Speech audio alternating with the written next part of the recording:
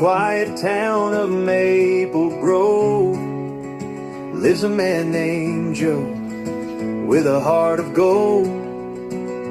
He's the kind of guy who believes in the tales of legends and creatures that roam the trails.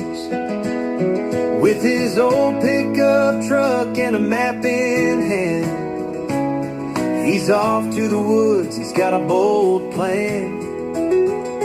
With a coffee-stained journal and a trusty old hat, Joe's chasing Bigfoot, imagine that.